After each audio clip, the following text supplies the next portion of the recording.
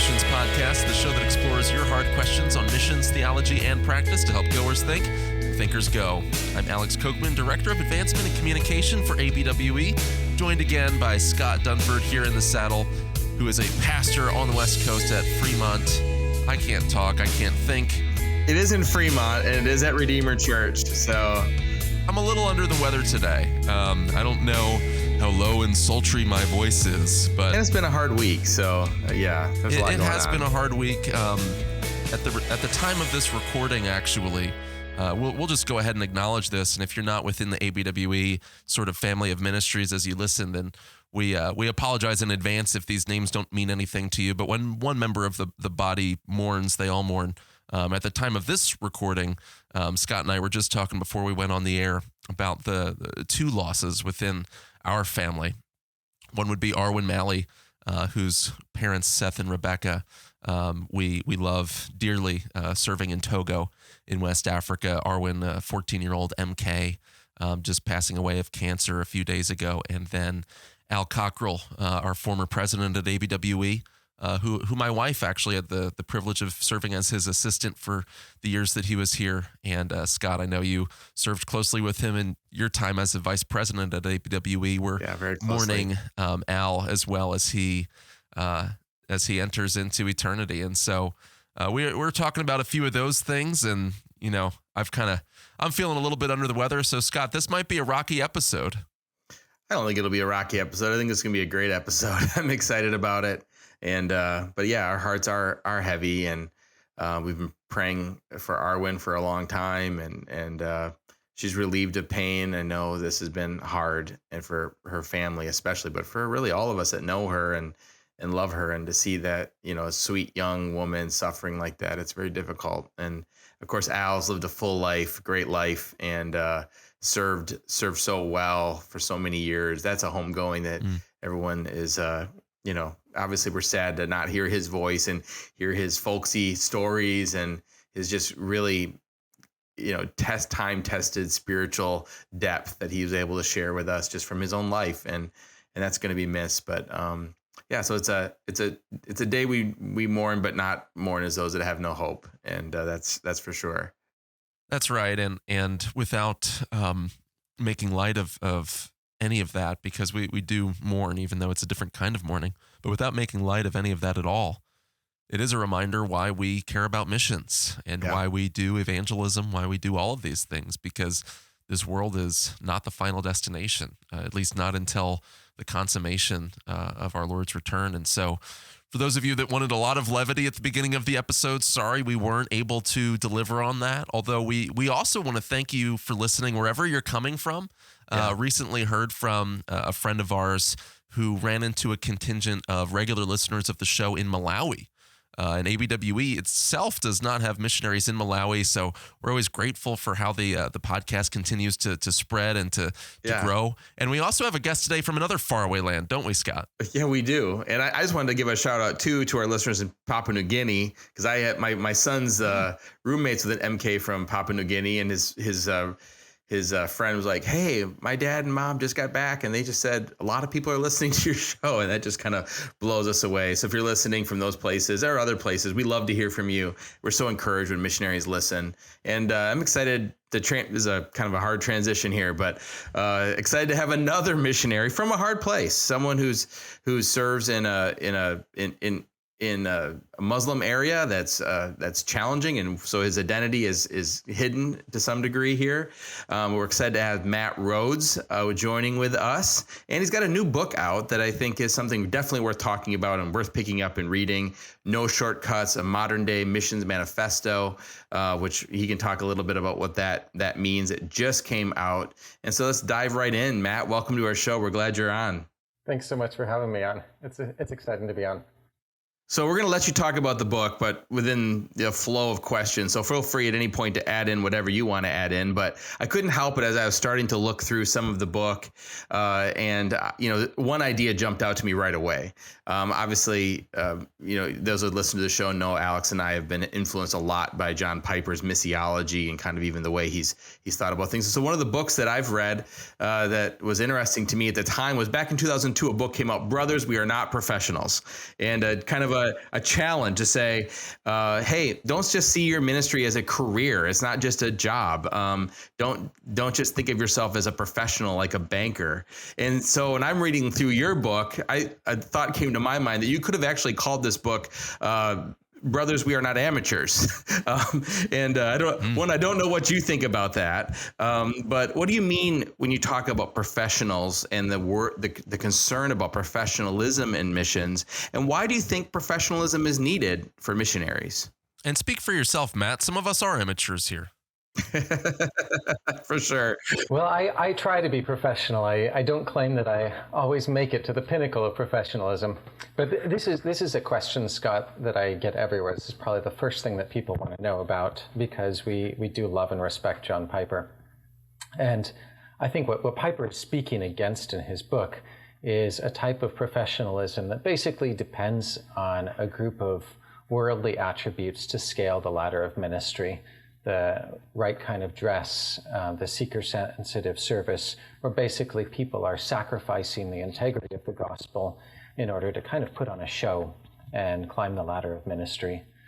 And what Piper has never been against, and this is what I'm advocating, is that we need to do our due diligence. We need to work well. We need to work hard. We need to be trained. You know, Piper was part of founding Bethlehem College and Seminary. And certainly if you read anything that he's written, he exegetes scripture carefully. He tries to read background. He himself has had an enormous amount of biblical training. And so I think he would be in favor of training. I don't think I'm saying something different than he is. But I think he's focusing on a different aspect of professionalism. And it is true that professionalism, like any other virtue, you know, if it's developed on its own, apart from the power of the Holy Spirit, becomes pointless. So why do you see that being a concern? Are you concerned about amateurism in missions? It seems like you are. And so when you say, hey, missionaries, let's be professional about what we're doing, what do you mean by that? Absolutely. I'm concerned. You know, I've seen this take many forms in my life. I grew up just north of the Mexican border, and there are American groups that still go down to poorer communities in Tijuana, and they will feed people, and then they will share the gospel, and the same people pray to receive Christ every week, and they get free food, and they go home. And so that's something that we see nearby.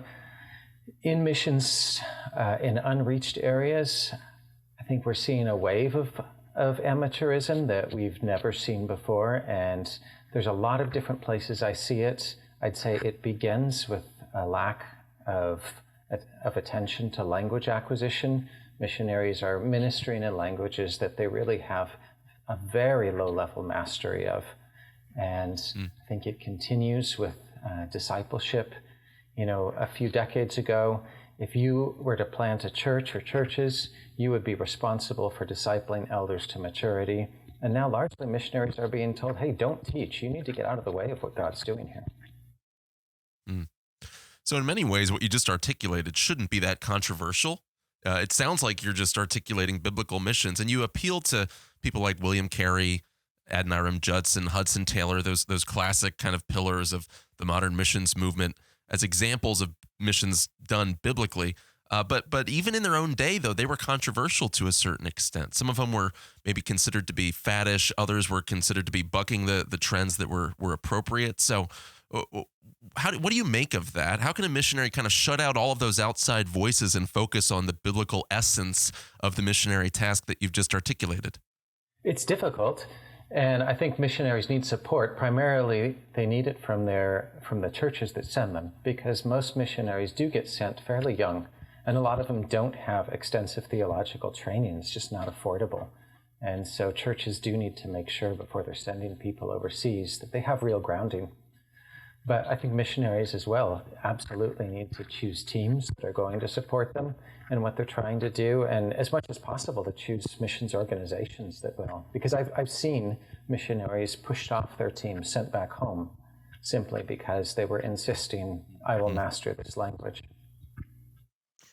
There is a challenge. I think it was in the, kind of the question as Alex was talking, it was, was articulating it, in that some of the guys that today we go, they are the standard. In their day I've read enough Hudson Taylor biographies to realize like he was extremely unpopular for being so faddish. And we do see fads and trends and missions, but almost to a person, the people who are doing what we might say as a fad don't view themselves as doing a fad. Right.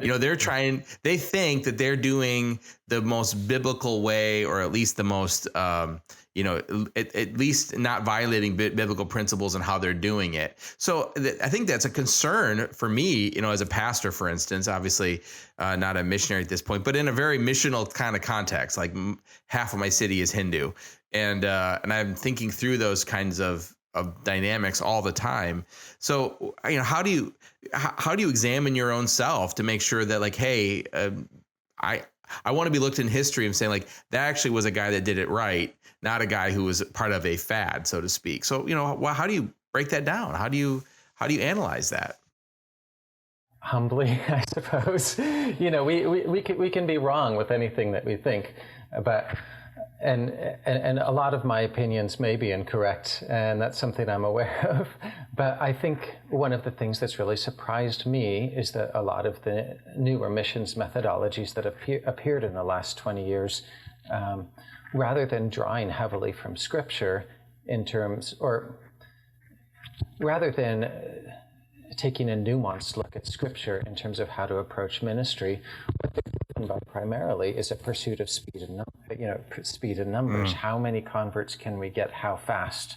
There's very little scriptural verification, and there's very little practical verification on the ground that any of the numbers they're reporting actually represent real people. How do you have confidence that you're doing it right? Yeah, well, so for me, I would go back to Scripture. I'm trying to root what I say in Scripture as much as possible. In terms of the value of professionalism itself, there's a number of proverbs that speak about the value of work that's done well. But I think beyond the book of Proverbs, I think we actually see this in the New Testament, in the apostles' ministry. One of the things that I really pound the drum for hardest is clear communication. Now, the missionaries in Acts, they're not reaching across language barriers, but the emphasis they have on clear communication. Philip finds the eunuch, and he doesn't understand the passage, and so Philip has to explain it to him. Paul telling the Colossians, pray for me that I may speak the gospel clearly as I ought to speak. Paul consistently explaining and persuading. Luke putting everything down in an orderly manner. They're trying as much as they can to be clear. And I think the reason is that they understand that the human aspects of ministry matter. I was just going to say that's something Alex and I have been talking about even just this week on a side conversation, was how it was just really evident even like that with Paul, for instance, how much he had studied even the pagan religions and the pagan philosophers of those around him. And it comes out in his sermons sometimes that Absolutely. he's very familiar. He wasn't just studied in the Hebrew scriptures, which he clearly was, but he was multilingual, as it appears most of the apostles were, and was not ignorant at all of the worldview and the religious systems of those people around him, nor was he ignorant of the political systems around him. He seemed like he put a lot of energy into it. Yeah. I think Paul he's expecting the Spirit largely to work through what he brings to ministry. And so I think a lot of missionaries today are being told sort of to see clear communication, persuasive teaching, these things that are such a bedrock of ministry in the book of Acts as largely fleshly human things. And I think the New Testament would say they're human, but they're not fleshly. And the Spirit works through our humanity in the same way the Spirit worked through Jesus' human touch, human words, human relationships, human presence. Now, one of the things, as we get kind of back into the topic of your book, I read a review of the book, and in that review, there was a statement made that made me think a little bit this morning. So thinking about the fact that there's no shortcuts to doing missions in a way that's biblical, in a way that's healthy, we've got to be careful, one, not to be constantly chasing all of the outcomes and the results and the things that look really good in a missionary presentation. we've also got to be careful, and this applies to the church world too, not to idolize the lack of results or idolize the smallness of something. The fact that, oh, here I am giving my lifetime and we don't have multiple generations of believers yet. And in a strange way, that can become its own sort of badge of honor. And we want to avoid finding our righteousness and our self-assurance in that as well. So the question for you would be, what should we do with results, with numeric results in ministry? Should we discount them, or how should we bring them into account? And when we fail to see results, who's to blame? Is the missionary ever to blame for that? Or should we always think, okay, that's because of God's sovereignty? Or is there something that can be done on the missionary's part there really at any point? Where's the line? And I can just add to that too. I mean, we've seen it. All of us have seen it, where you go to some fields, and this was not someone that was serving with an agency that any of our listeners would even know about, but they'd been there for 30 or 40 years. They were doing it exactly the way that they saw done in their little hometown in Wisconsin was being done.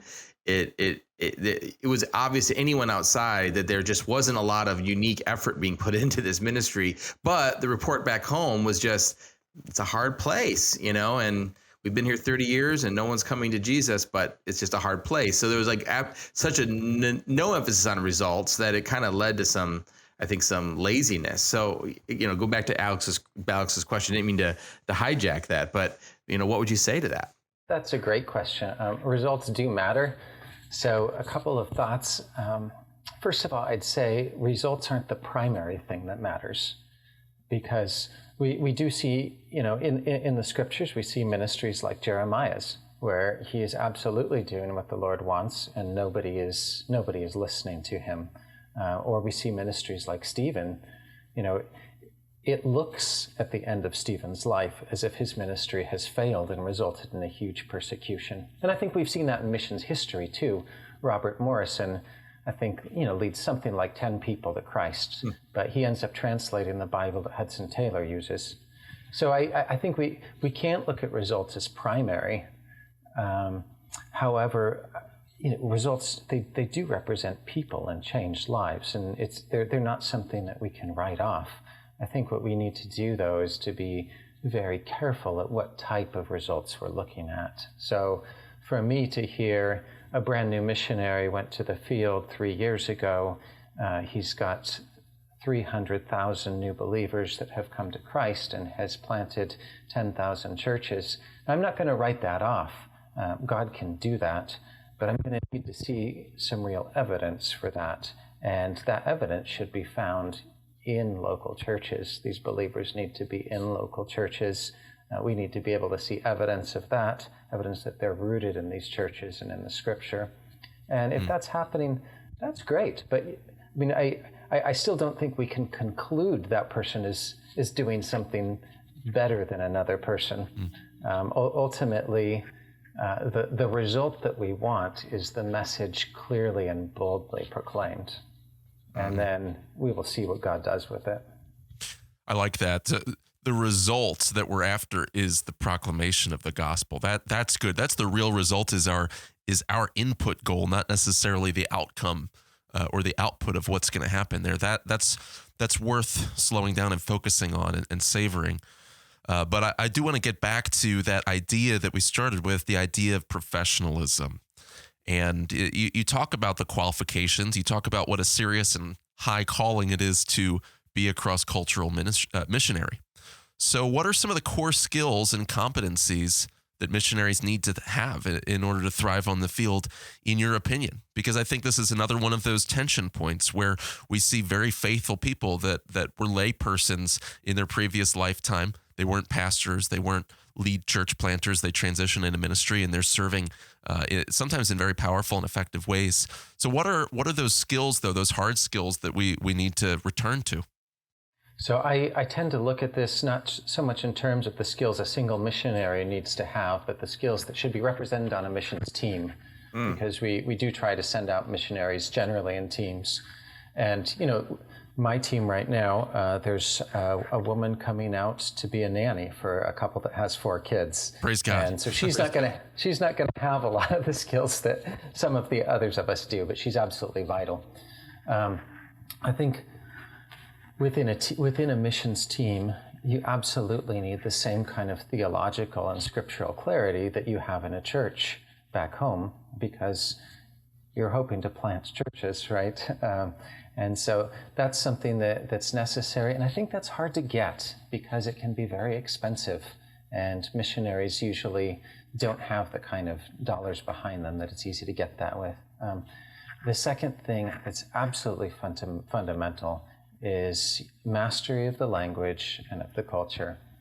And I've seen again and again missionaries who believe that what they're communicating is the message of Christ, and they believe that what people are accepting or rejecting is the message of Christ, but it's not. It's a badly stammered, poorly interpreted version of it.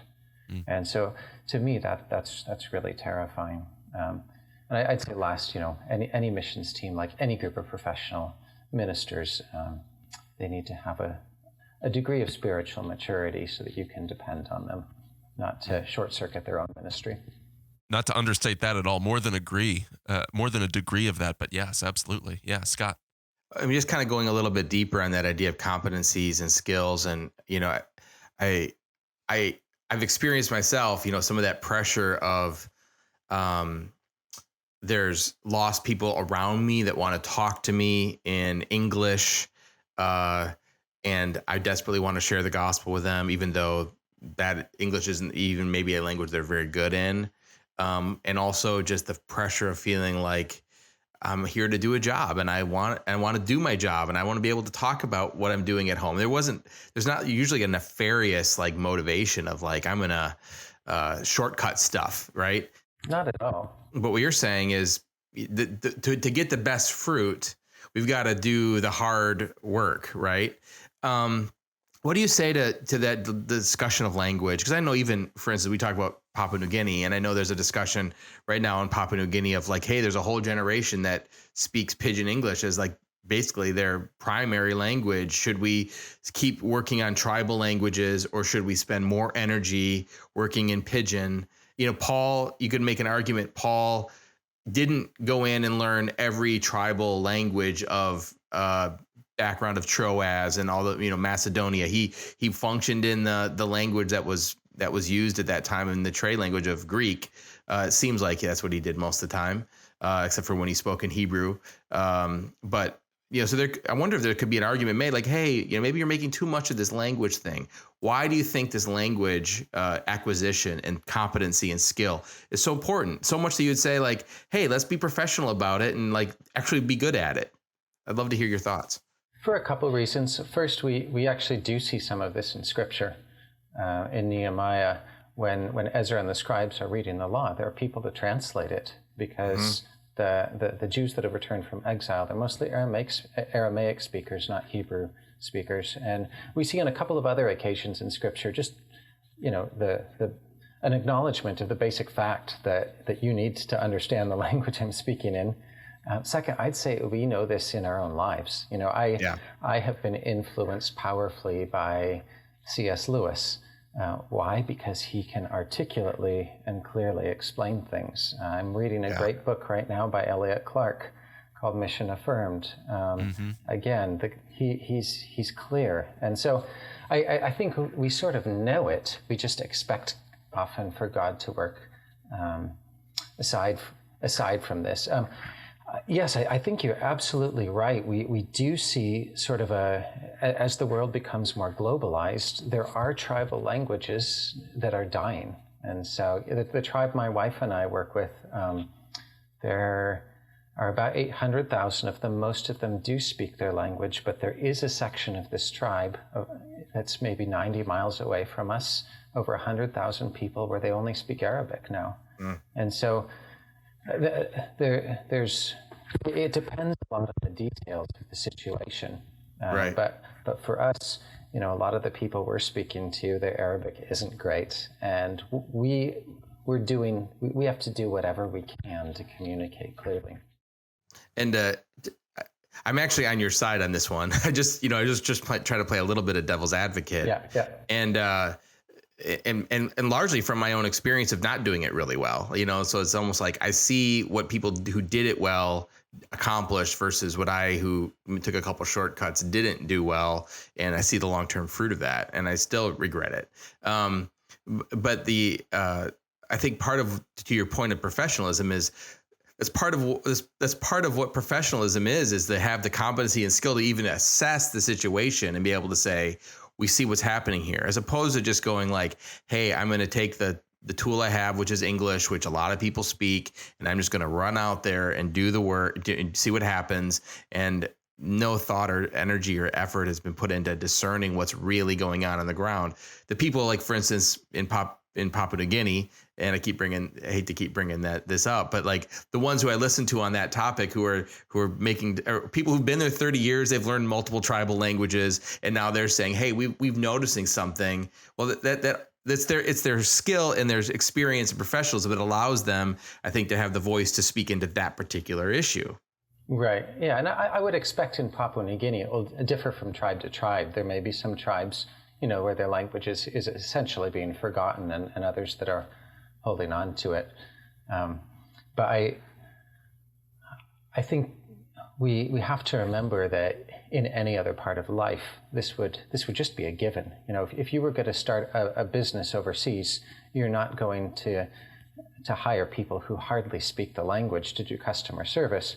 Or if your marriage is falling apart, you're not going to go see a marriage counselor who can't understand any of the nuances of what you and your wife are saying. And so there's something where we get this in general, but when it comes to spiritual life, we just think that everything is going to be very simple, and that just telling people, hey, Jesus loves you, is going to get them through some really complicated life problems that the Lord is trying to walk them through. And that's not suggested in the Bible. And I wonder if it's a little bit of like, I can't think of the right term that wouldn't irritate everyone that I'm speaking to, but like there's a little bit of a sense of I don't know, like superiority, I guess I'll say, where would you ever sit and listen to someone speak to you in third grade level broken English for an hour and let them teach you the deep things of the Bible or any other topic? You wouldn't tolerate that. You wouldn't. You're like, yeah, this. I'm not getting a lot out of this. I'm moving on. And yet we expect that to be adequate and acceptable to people in foreign countries simply because they should just be happy we're there. Like, I'm sure that no one's actually thinking about it that way, but we would never accept that. You would not choose a church where the pastor couldn't communicate clearly to you and knew the word and could explain it in a way that you would understand. We wouldn't tolerate it. So I think it's kind of ridiculous that we think that that's okay on the mission field. It probably goes right to what your point is about professionalism and amateurism. I think you're right there. And so one of the things I've said in the book is that we've taken a step in our ministry approach towards Gnosticism. Gnosticism was this first century heresy where basically people thought that the human aspects of our lives were tainted and completely unacceptable to God. And so we related to him as spiritual beings, but not as physical beings. And it led to all sorts of problems. I don't feel people are embracing that, in a heretical, wholehearted way. But I think, especially on the mission field, people kind of feel that once you get on the field, the Spirit moves in different ways, and that the normal kind of preparation, the normal sort of wisdom that even the Spirit-inspired book of Proverbs, this is an entire book, would demand of us, are suddenly no longer needed. That God's just going to pick up the pieces behind us, and anything we do. Just a couple months ago, the leader of a major international missions organization came through the city where I work, and he was both saying that he didn't understand the emphasis on language learning that some missionaries had there, and then he, as an example, he told a story about using Google Translate to share spiritual truths. Wow. Yeah, that we can all look at that and see potentially the problems with that, right? Unless you're in a life and death situation and you have mere seconds to communicate something of gospel value to someone. But I do think that interplay that you're talking about, that tension that we feel of like, well, we're going to do things with excellence here in the secular spheres of our lives, right? But when it comes to ministry, I think what we do is we reason from the exception to the rule. Yep. We look at exceptions. We look at ways where God has been gracious to work through people that were underprepared. and we say, therefore, let's be underprepared, right?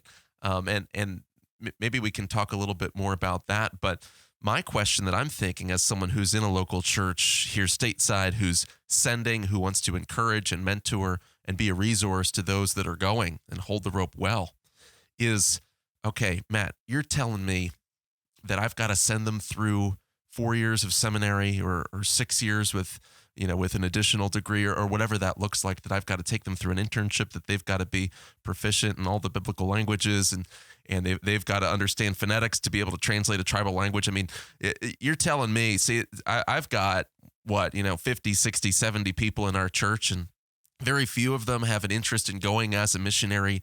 And I'd love to just get a warm body, or I'd love to find somebody that wants to go short term and take them from there. And they don't have any skills, but they have a heart. And there's so few people that have a heart for it. And this person does, Matt, and you're telling me that they've got to jump through all of these flaming hoops. What should churches do? What are you saying to churches? How should they prepare? How should they prepare those that they send? And what are you really saying? Are you really saying all of that, or are you saying something different perhaps?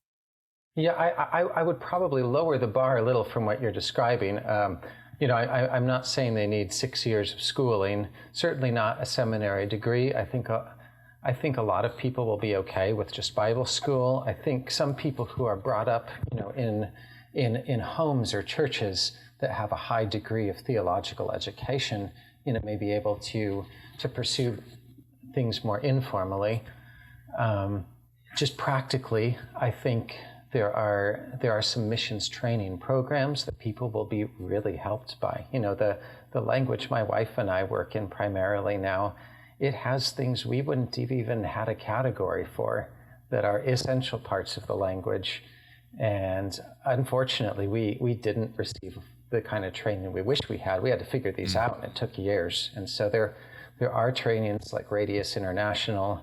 It's a 9-month training where they'll give people just a heavy background in some of the practical things that they need. But in terms of how a church has to deal with this, I think that, so if you started by saying if someone has the heart, well, heart can get you a long way. If I have a heart to be an orthopedic surgeon, I'm going to go through college and 4 years of medical school and 3 years of residency and then a surgical internship. And so I think one of the things we want people to do is to start thinking more long term. There's sort of a self-control we push in the church, which is, control your passions. Don't get angry. Don't flirt with women you're not married to if you're attracted to them. But there's kind of a long-term self-control too. And this is, I think, something that we need to remind people of. I think it's easy for young people to look at it and say, man, I'm 25 now. If I go and embrace this calling, I'll be 45 or maybe 50 by the time it's done. And we just have to remind them, you're going to be 45, 50 anyway if the Lord doesn't come first. So what do you want to accomplish in that time? And I do think people are able to pursue other goals with that kind of tenacity. Well, this gets into one last area of attention that I want to explore before we wrap up, because you used the example of a medical doctor. And the thing is, if you want to be in medicine, you do budget in terms of your career, both financially and time-wise, for what medical school is going to mean, for all of the flaming hoops that are involved there, right? And so why aren't we willing to at least begin to think a little bit along those lines in terms of ministry? Maybe we've taken this priesthood of all believers idea and we've totally democratized the idea of what it means to serve the Lord. And I think that that's a valid point as far as it goes. But what do you do with the idea that we're all also called to be disciple makers? What would you say then to the average person in the pew? Maybe they're not going to be a missionary, but in some way they are responsible as someone that has the good news. In some way they're responsible to share it. In some way they're called to support the work of mission in whatever way possible. And in some way they're also called to not just share the gospel, but be making and maturing disciples and be involved in that, whether it's in their own home, in their church, or maybe cross-culturally. So what would be that final challenge for them, for the person that might feel ill-equipped? What would you say to them, the normal disciple maker? If we really want to democratize things, I think what we're going to say is that any goal whether it's a ministry goal or a secular career goal, is going to take effort and is going to have some human hurdles that you have to overcome before God will bless it. So that's equally true of a medical doctor or of a pastor, or of somebody who's trying to disciple their own kids. You can't overlook the human aspects of parenting. You should be reading parenting books. You should be learning as much about the scripture as you can. And I say that as somebody who primarily was discipled by my parents, and I think they did a really good job. It doesn't mean everything about me turned out perfect, but I think the things that didn't, I mainly can't lay at their feet. So I think I would be saying to people, absolutely do what you can to be a disciple maker, but don't neglect that too is going to involve learning. We've got friends that or people that we read and follow and appreciate so much of what they think, and one of their concerns sometimes is, I'm thinking of a guy like Caleb Crowder, for instance, or Kreider, for instance, who we've kind of gone back and forth sometimes on social media about who's a missionary, and his valid concern is that if we make the missionary task so high that most people will feel like, yeah, that's just like kind of like we said about surgeon, like I can't touch that, I'm not smart enough, I'm not, and yet. Another whole group of people saying, hey, no, the task of discipleship is for everybody. Are you at all concerned that by elevating the professionalism of missions that you make it inaccessible for the average Christian? Or what would you say to that? And how do we get churches and agencies to equip people for the task, for, no matter where they're at in their station? How do we get them ready for this? Yeah, I think any calling or any vocational path is going to be inaccessible for most people. I don't think the average Christian should be a pastor. My brother teaches remedial math to high school students. I couldn't do that.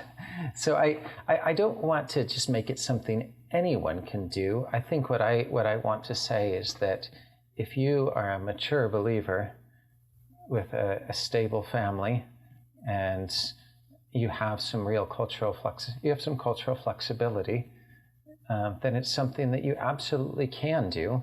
You just have to be willing to pay the cost, as in any other profession.